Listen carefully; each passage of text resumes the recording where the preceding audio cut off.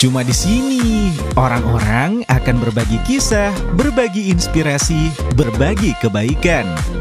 Apa yang disampaikan Bung Fajrul kepada Presiden saat itu? Saya pertama kali kan... Jadi masih adat-adat ini adalah nyanyian supaya leluhur itu yang meninggal. UPI Show, setiap hari Rabu jam 4 sore. Hanya di channel YouTube UPI Show. Jangan lupa subscribe ya.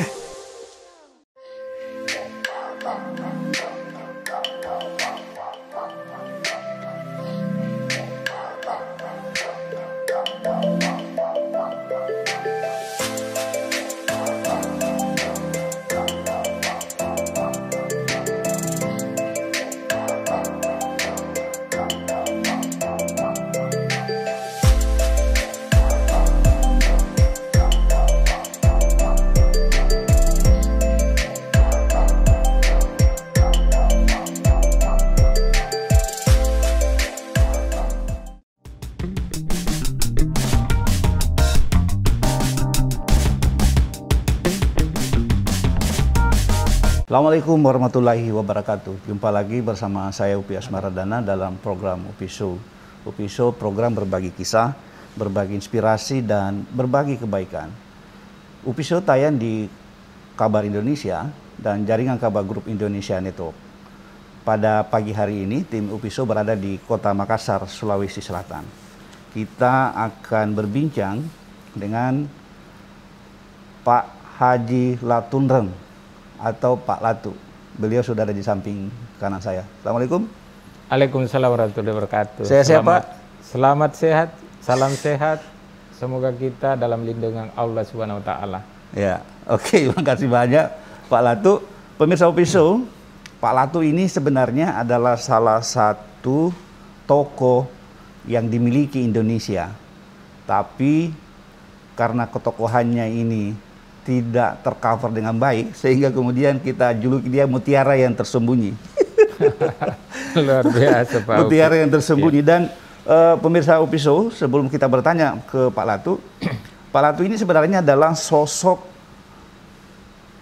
tokoh di Sulawesi Selatan yang banyak berada di balik kesuksesan pembangunan infrastruktur Sulawesi Selatan. Malah kita sebut dia itu bapak infrastrukturnya Sulawesi Selatan sebenarnya. Nah, kita akan ngorek siapa ini sebenarnya pria yang di samping kanan saya. Pak Latu, ya. Kita tidak akan mengulas perjalanan karirnya di berbagai lembaga ya. Kita akan mengorek siapa sebenarnya nih Pak Latu. Pak Latu, apa sih makna, kenapa namanya Latu itu apa maksudnya itu? Ya, baik. Assalamualaikum warahmatullahi wabarakatuh. UPI Show yang saya bangga atas kehadiran di depan saya dan ingin mencoba melihat lebih jauh. Tentu nama Latu ini Latunreng. Ini nama yang sangat unik karena memang orang tua kalau di kampung saya dari 135 km dari Makassar ini punya keunikan dan punya budaya. Orang yang lahir itu ketika nenek ketiga, ketujuh itu harus dikembalikan namanya Pak. Oh. Jadi nama turunan nenek buyut saya itu ditempel supaya diingat, direnungkan atau diingat terus oleh keluarga sehingga kebaikan selama ini itu tetap muncul. Latunreng sebenarnya ini adalah nama dari turunan nenek buyut saya yang dulu.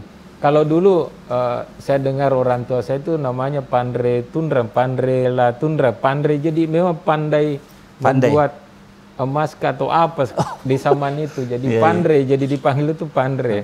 Pandre Latunreng. Ya. Jadi itu nama kakeknya sebenarnya. Nama kakek. Yang kemudian diabadikan ke saya untuk dikenang terus. Dan memang begitu dari keluarga kami bahwa kalau ada 2-3 lapis nenek itu harus dikembalikan supaya marwah dan nilai-nilai leluhur kita ini tetap dikenang. Kalau Latu itu Latunreng apa sih artinya sebenarnya, ya, maknanya? Banyak sih teman-teman bilang Latun ya katanya selamat ya. Selamat. Jadi, itulah yang melekat sampai sekarang. Panggil orang Pak Latu gitu. Jadi Pak Latu ini juga saya kira hal yang sangat baik karena selama berteman saya untuk tidak terlipat-lipat lidahnya orang ya panggil Latu aja lebih enak, Pak Latu. Gitu. Lebih nyaman dan lebih mudah. Jadi Seperti itu, Pak Upi. pemirsa Upiso, Pak Latu itu artinya selamat. Jadi ya pantas saja beliau selalu selamat Iya. di perjalanan hidupnya kan. Iya. Nah, Pak Latu kan dikenal sebagai salah seorang tokoh yang banyak bergerak di bidang konsultan dan pembangunan infrastruktur, khususnya di Indonesia Timur ya, di Sulawesi Selatan. Iya. Apa yang mendorong seorang Pak Latu itu kemudian ikut terlibat di hal-hal seperti itu? Iya, baik Upiso yang saya muliakan, terkhusus kepada saudaraku Pak Upi.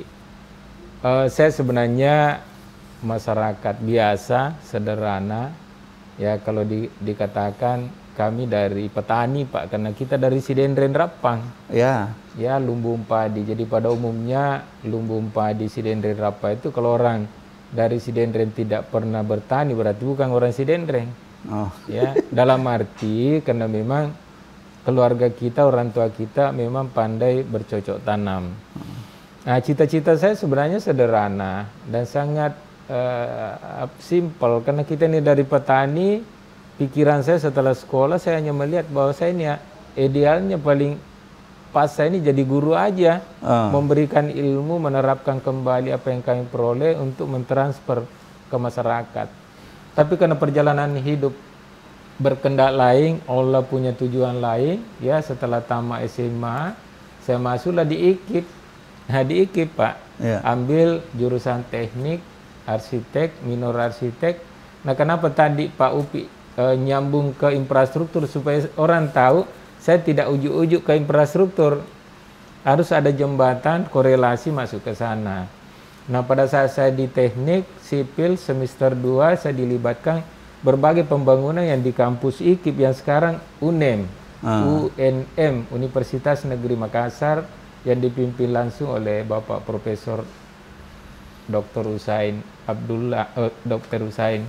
Dia adalah adik kelas saya. Artinya kesuksesan itu kadang muncul dalam situasi-situasi tertentu. Berbicara infrastruktur karena ada korelasi dengan skill dan kompetensi saya di bidang teknik. Awalnya saya ketika di semester 2, 3 sampai selesai ada beberapa proyek-proyek konsultan perencana, konsultan pengawas, malah proyek-proyek yang saya buat kalau tidak ada yang mau kerja ya jadi kontraktor. Karena kala itu memang kondisinya masih sangat kurang, jarang pengusaha-pengusaha yang ada di Sulawesi Selatan atau Makassar. Sehingga kadang pekerjaan itu dirangkap tidak salah karena sikap profesionalisme kita tetap kita jaga Pak Upi. Jadi sebenarnya berkecimpung di infrastruktur itu karena latar pendidikannya sebenarnya yang meskipun korelasinya ada ke sana Pak Upi, sehingga masuk ke infrastruktur itu kan bisa infrastruktur dasar, jalan, jembatan, bangunan, gedung. Karena memang bidang sipil dan arsitek memang mengerjakan seperti itu. Ada beberapa gedung-gedung pemerintah baik di Sulawesi Selatan dan di berbagai daerah. Saya jadi perencananya, saya juga ada yang saya awasi, ada juga yang saya kerja. Ya beberapa kantor-kantor bupati yang jauh yang kita tidak pernah lihat seperti Kolonodale, saya yang kerja di situ Pak. Ya, jadi seperti itulah. Ya, jadi pemirsa Upiso memang Pak Latu ini adalah orang yang selalu berada di balik layar.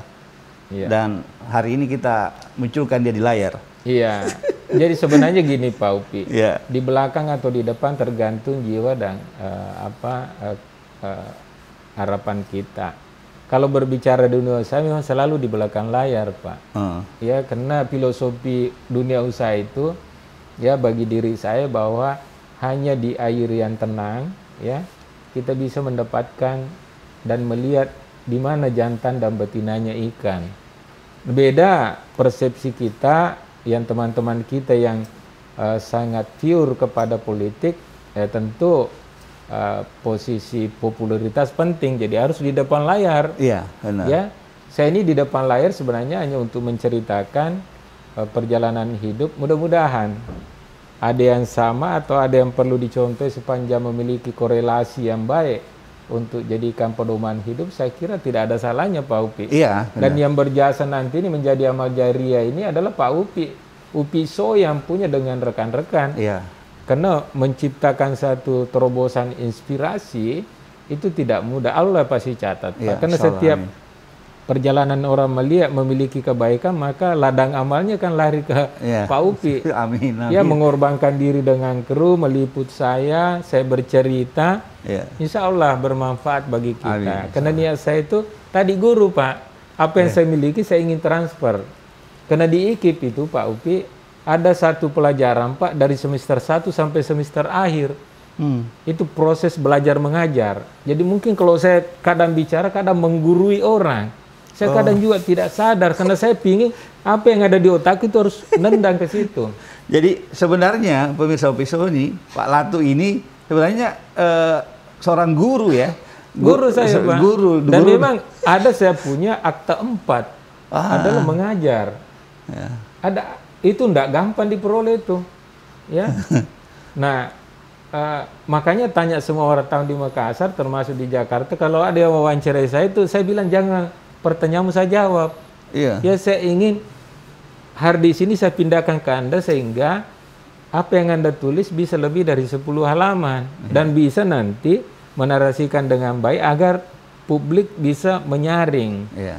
Nah, kalau pertanyaan head to head saja saya kira akan terpotong-potong dan tidak utuh. Seperti itu Pak Upi kira-kira. Jadi Pak Latu sebenarnya basicnya itu seorang guru yang kemudian bergerak di dunia usaha. Ya. Nah, apa yang mendorong seorang Haji Latu itu kemudian mendedikasikan hidupnya di situ? Kalau kita berbicara mendedikasikan Pak Upi, sebenarnya itu adalah prinsip dan sikap. Ya, ada orang memang ya apa yang dia miliki itu ingin berikan ke orang atau ingin mendedikasikan. Iya. Jadi makna mendedikasikan ini kembali kepada kita. Ada juga kita tidak memponis teman-teman kita. Dulu waktu kita belajar, banyak teman-teman kita pintar sekali. Ya, kalau ada pekerjaannya tidak memperlihatkan. Saya tidak mengatakan hari ini salah. Ya, mereka-mereka seperti itu posisi dan tempat kadang ruang hidupnya sempit karena membagi kurang. Saya teringat kepada pesan Rasulullah bahwa atau Allah bahwa ketika ada yang kau miliki berikan ke orang tidak kurang, Allah akan tambahkan lagi. Ini yang saya lihat. Jadi di sini yang mengalir darah saya, diri saya bahwa apa yang saya miliki akan saya berikan. Ya dalam arti tentu sesuai keinginan dan kemampuan. Yang memberikan juga tentu pada prinsipnya pada nilai-nilai manfaat. Ya sama sekarang ini. Ya berbagai cara, berbagai situasi saya ketemu Pak Upi ceritakan, saya lihat Pak Upi berikan saya pemikiran bahwa dengan memberikan edukasi ke publik itu juga akan memberikan kebaikan. Nah hari ini saya kira terwujud. Pikiran-pikiran cerdas Pak Upi dalam Upi Show ini salah satu juga transformasi yang saya miliki untuk mentransfer. Karena kalau saya tidak bercerita, Bapak mengatakan toko, saya sebenarnya agak merinding. Saya ini bukan toko, orang biasa aja. Hanya setiap peran saya dalam kehidupan, saya tidak ingin gagal. Jadi ada tingkat kekhawatiran selalu saya jaga. Ya, organisasi apapun saya pimpin, saya selalu berusaha survive sehingga teman-teman yang ikut di saya merasa nyaman. Karena kehidupan yang baik itu adalah bagaimana membuat nyaman ya sahabat kita. Bagaimana memperhatikan dan mencoba memberikan hal-hal baik sehingga dia merasa nyaman. Sehingga apapun dalam situasi tertentu kita selalu saling menyapa.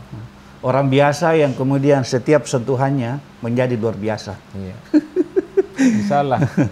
Kita kembali setelah pesan-pesan berikut ini. Iya.